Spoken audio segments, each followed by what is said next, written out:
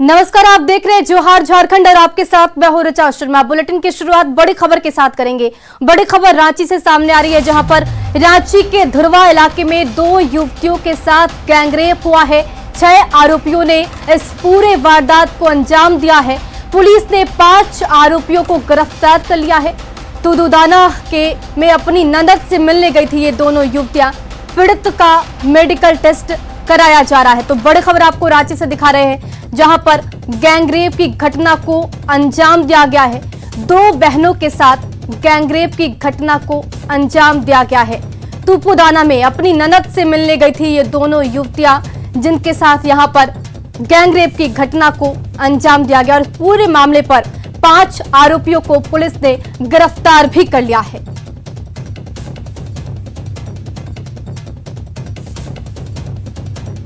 तो बड़ी खबर आपको रांची से दिखा रहे हैं, जहां पर रांची में बेटियों की सुरक्षा पर अब गंभीर सवाल उठने लगे हैं। 2 युवतियों के साथ गैंगरेप की घटना को अंजाम दिया गया है और इस विषय पर ज्यादा जानकारी के साथ हमारे संवाददाता ओम प्रकाश जुड़ चुके हैं। ओम प्रकाश, पुलिस की कार्रवाई इस पूरे मामले पर कहां तक पहुंची है? जी, फिलहाल आपको बता दें कि जिस तरह से पूरा मामला कल रात सामने आया था, देर रात की ये घटना है, जिसके बाद पुलिस के समक्ष पूरा मामला संज्ञान आने के बाद मामले में अब तक 6 में से 5 आरोपियों को गिरफ्तार कर लिया गया है। फिलहाल आरोपियों से पूछताछ की जा रही है। दोनों महिलाएं जो हैं वो हटिया इलाके की रहने वाली थी और अपनी ननद से मिलने के लिए तुपुदाना ओपी इलाके में पहुंची थी, जहां पर इन 6 युवकों के द्वारा, आरोपियों के द्वारा इन दोनों महिलाओं को अपने हवस का शिकार बनाया गया और पूरे मामले के बाद उन्हें जान से मारने की भी धमकी दी गई, जिसके बाद दोनों महिलाएं जो हैं वो तुपुदाना ओपी पहुंची, मामले की जानकारी दी गई, जिसके बाद पुलिस ने त्वरित कार्रवाई करते हुए मामले में से 5 आरोपियों को गिरफ्तार कर लिया गया। फिलहाल जो वारदात हुई वो धुरवा थाना क्षेत्र में हुई, जिसके बाद सभी आरोपियों की गिरफ्तारी के बाद उन्हें धुरवा थाना रेफर किया गया है। वहीं महिलाओं के मेडिकल टेस्ट की तैयारियां की जा रही हैं, जिससे कि पूरा मामला स्पष्ट रूप से सामने आ पाए। फिलहाल पुलिस आरोपियों से भी पूछताछ कर रही है और उम्मीद है कि जल्द ही जो 6ठा आरोपी है वो भी पुलिस गिरफ्त में होगा और पूरे मामले का पटाक्षेप हो जाएगा। जी ओम प्रकाश, बहुत बहुत धन्यवाद तमाम जानकारी के लिए। अब खबर रांची से, जहां बेड़ो के कोकड़े गांव में जंगली हाथी ने एक बच्चे को कुचलकर घायल कर दिया। बच्चे की हालत इस वक्त गंभीर है, जिसे प्राथमिक उपचार के बाद रिम्स भेजा गया। बेड़ो इलाके के घाघरा गांव में कोड़ के टोली में आज सुबह जंगल से निकलकर हाथी बस्ती में आ पहुंचा था। हाथी को अचानक आया देखकर लोगों ने जंगली हाथी को पत्थर मारकर भगाना चाहा। इसी दौरान भागने के क्रम में हाथी ने मौके से भाग रहे छोटे लाल को कुचल दिया। इसके बाद लोगों ने जब शोर मचाया तब हाथी जंगल की ओर भाग निकला।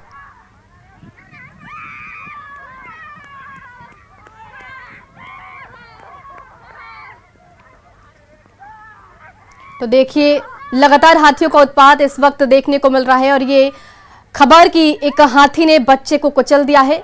जंगल में हाथियों का उत्पात देखने मिल रहा है और अब लोगों ने जैसे तैसे करके हाथी को शोर मचाकर जंगल की तरफ भगा दिया है। तो लगातार हाथियों के चलते यहां पर परेशानी देखने को मिल रही है। अब बात करते हैं पानी की परेशानी की।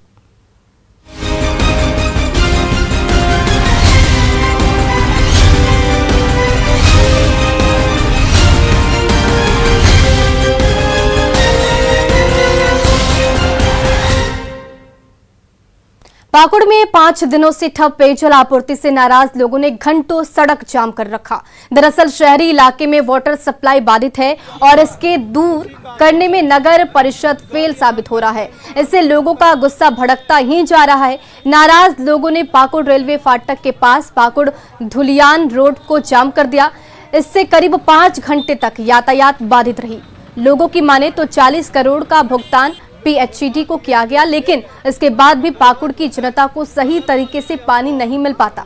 ऐसे में भीषण गर्मी में जनता बूंद बूंद पानी को तरस रही है। सड़क जाम की सूचना पाकर SDPO के साथ CO और नगर परिषद के कार्यपालक पदाधिकारी मौके पर पहुंचे और वाटर सप्लाई शुरू करने का भरोसा देकर जाम हटवाया। ये जो पेयजल समस्या शहर आपूर्ति वाला है, ये नगर पालिका से हर महीना में 4 दिन 5 दिन पानी को बंद रख दिया जाता है ड्यू टू मोटर खराब होने के नाम पे। और उसमें होता है कमीशन खेला, सीधा बात। और उसमें हाथ है नगर अध्यक्ष और नगर उपाध्यक्ष का। हर बार मोटर खराब होता है, 80,000 90,000 का बिल बनता है। मैं ड्यू टू बोल रहा हूँ आपको, फैक्ट बात। पाइप का एक्सटेंशन कल से करेंगे और हमारा मोटर गया है बनने के लिए। बनने के उपरांत जो है कल से पानी चलाने का जो है शुक्रिया। और जमशेदपुर में मानगो के समता नगर में पानी के लिए हाहाकार मचा है। हर दिन लोगों को दूर दराज के चापाकल से पानी लाने के लिए भटकना पड़ता है। पानी की घोर किल्लत से परेशान ग्रामीणों ने मानगो वाटर ट्रीटमेंट प्लांट के पास जोरदार प्रदर्शन करते हुए आगजनी की और भीषण गर्मी में आग की तपिश से विभाग के सोए अधिकारियों को जगाने की भी कोशिश की। आपको बता दें कि समता नगर में पिछले 1 महीने से केवल 100 मिनट के लिए पानी की सप्लाई हो रही है। पानी लाने की कोशिश में जुटे लोग दूसरे काम नहीं कर पा रहे, जिससे उनके सामने रोजी रोजगार की समस्या खड़ी हो गई है। वहीं अधिकारी लोगों की परेशानी से अपना पल्ला झाड़ते नजर आ रहे हैं। 10 मिनट में आता सर, पानी थोड़ा भी देता नहीं है, एकदम गंदा पानी आता है, समझे। वही बाल्टी से लेके आते हैं चापाकल से, उसमें भी वासर कभी खत्म हो गया तो कभी कुछ हो गया। आए दिन पानी मिलता नहीं है, समझे। तो आधा बाल्टी पानी भर के हम लोग जाते हैं। पानी आता है लेकिन तुरंत बंद हो जाता है, रहता ही नहीं है। कम से कम सब तरफ पानी 2 टाइम होना चाहिए। गर्मी में कम से कम 2 टाइम पानी मिलना चाहिए हम लोग को। पानी नहीं मिलेगा तो कैसे रहेगा? एक तो गर्मी रहेगा, ऊपर पानी नहीं रहेगा तो जीने सकेगा आदमी? नहीं ना जीने सकेगा। पानी जरूरी है, सबसे पहले आदमी को पानी जरूरी है। हम एक बार देखें कि आला अधिकारी जो है, चाहे यहाँ का जनप्रतिनिधि है, वो वातानुकूलित कक्ष में बैठा हुआ है।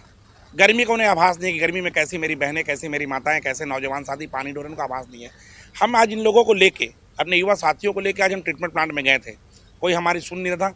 हमने आग जलाया और एक आग का ताप देने का प्रयास किया। हमने संदेश दिया कि आप गर्मी का जब आपको आभास होगा तब आपको आम जनमानस की समस्या का आभास होगा और हम समस्या का समाधान होगा। वहाँ और धनबाद में इन दिनों शहर से लेकर ग्रामीण क्षेत्र में बिजली की समस्या से लोगों की परेशानी बढ़ती जा रही है।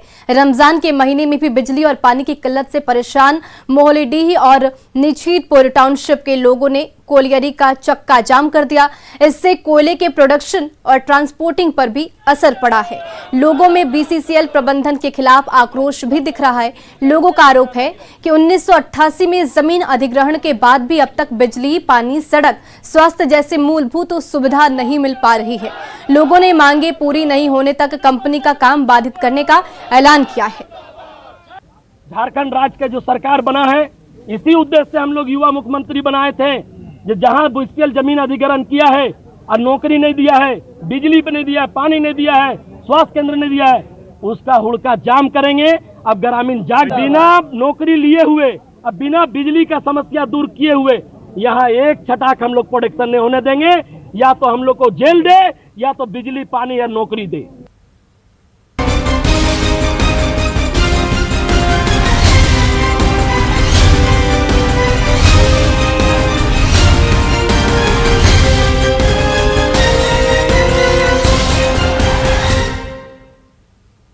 और देखिए, इधर धनबाद के डीएफओ कार्यालय में जमकर हंगामा हुआ। वन रेंजर और सेना निवृत्त कर्मियों के यूनियन के नेताओं के साथ जमकर बहसबाजी और मारपीट हुई। सदर थाने के पहुंचने के बाद मामला शांत हुआ। हालांकि रेंजर ने मारपीट की घटना से इनकार कर दिया। ये पूरा हंगामा कोयला चोरी को लेकर हुआ। झारखंड अवर वन सेवा संघ के नेता का कहना है कि वन क्षेत्र में धड़ल्ले से कोयले की तस्करी हो रही है, जिसको लेकर कार्यालय में हंगामा हुआ। लेकिन रेंजर का कहना है कि यूनियन के प्रतिनिधि अपना वर्चस्व कायम करना चाहते हैं। इसी को लेकर हंगामा और मारपीट की गई। यहाँ के शिष्टमंडल के लोग आए थे जी, और ये लोग हम जब यहाँ पढ़ाई कर रहे हैं, अपना काम कर रहे हैं, इन लोगों को बुरा लग रहा है। ये लोग चाह रहे हैं कि हमारे मन मुताबिक रेंज चले। हम अपना काम कर रहे हैं, सॉफ्टली काम कर रहे हैं। का धंधा हो रहा था निरसा के बंदर चुआ में, हम हमसे सुनिए, अब हम देते हैं निकाल। सारा जहाँ भी गलत धंधा हो रहा था उसको हमने बंद कराने का प्रयास किया और आगे भी कर रहे हैं। विवाद ऐसा है कि हमारा जो धनबाद में शहरी वानिकी प्रक्षेत्र है, तो वहाँ पर जो वर्तमान में जो वन क्षेत्र पदाधिकारी आर के सिंह, और जो वहाँ पे जो पदस्थापित वनरक्षी और जो प्रभारी वनपाल हैं उनमें कुछ आपसी तालमेल का अभाव है, जिसके कारण में आपसी अविश्वास की स्थिति के कारण कुछ आरोप प्रत्यारोप एक दूसरे पे लगा रहे हैं। और विधायक सरयू राय ने सीएम हेमंत सोरेन को चिट्ठी लिखकर स्वास्थ्य विभाग में अनियमितता का आरोप लगाया है। आरोपों के घेरे में स्वास्थ्य मंत्री बन्ना गुप्ता है। सरयू राय के आरोपों के बाद प्रदेश की राजनीति गर्मा गई है। सरकार में शामिल दल भी इसकी जांच की मांग कर रही है। मुख्यमंत्री हेमंत सोरेन को एक पत्र लिखकर पूर्व मंत्री और विधायक सरयू राय ने वित्तीय वर्ष 2021 से 22 में कोरोना काल में स्वास्थ्य मंत्री बन्ना गुप्ता के अवैध आदेश से राजकोष में कोविड महामारी के बहाने करोड़ों रुपए की राशि की निकासी का आरोप लगाया है।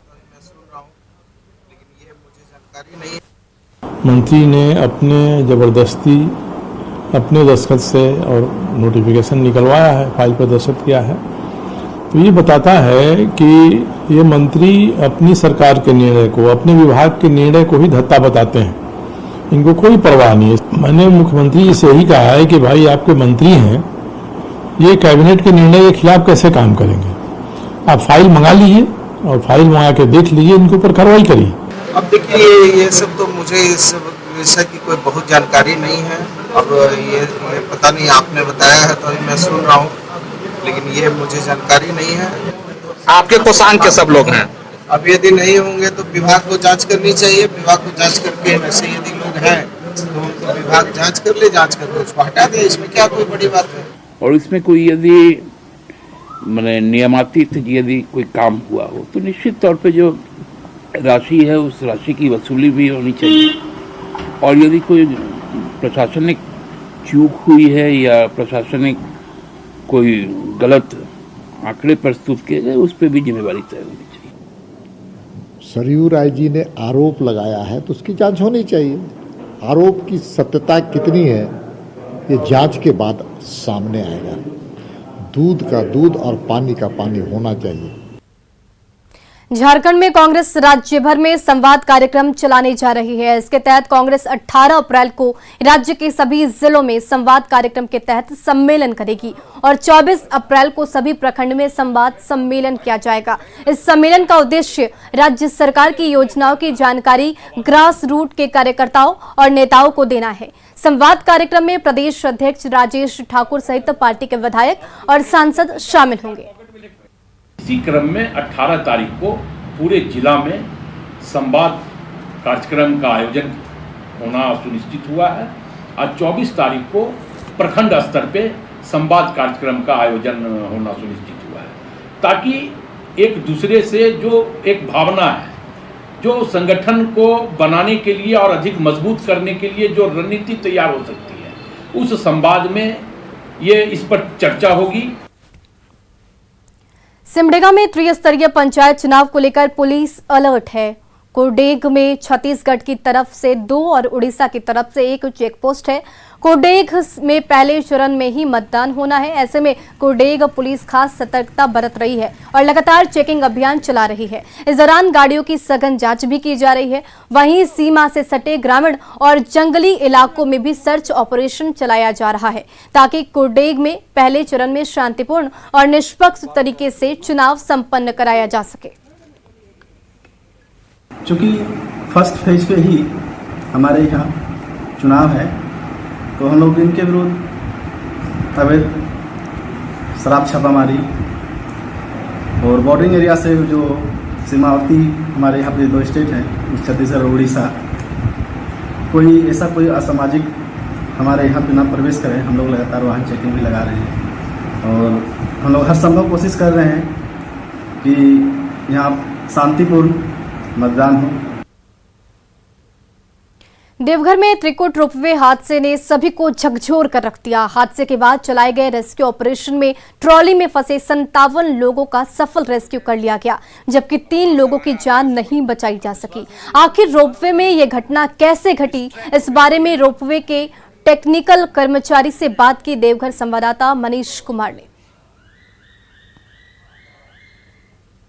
रविवार को त्रिकुट रोपवे हादसे के मामले में सभी को रेस्क्यू कर लिया गया है। कुल 57 लोगों का इसमें जो है ट्रॉली में फंसे थे। लेकिन ये घटना कैसे घटी ये आज हम आपको बताने जा रहे हैं। इस वक्त हम मौजूद हैं जिस जगह पर ये है रोपवे का ये प्लेटफॉर्म कहा जाता है और यहीं पर जो है लोग जो है यहाँ से चढ़ते हैं और उसके बाद फिर रोपवे से ऊपर जाते हैं। आप देखिए कि यहाँ ये ट्रॉली रहता है और ऊपर में जो है इसको उतार दिया जाता है। उसके बाद इसमें जो है लोग बैठते हैं और फिर इसको चैनल के माध्यम से चढ़ा दिया जाता है और ये जो रोप है इसी रोप के सहारे फिर ये ऊपर जाता है। लेकिन अभी जो है देख रहे हैं कि व्हील जो लगा हुआ है दोनों तरफ, इस व्हील से ये रोप उतर गया है और ये वजह वही है कि ऊपर ठीक इसी तरह एक प्लेटफॉर्म ऊपर बना हुआ है।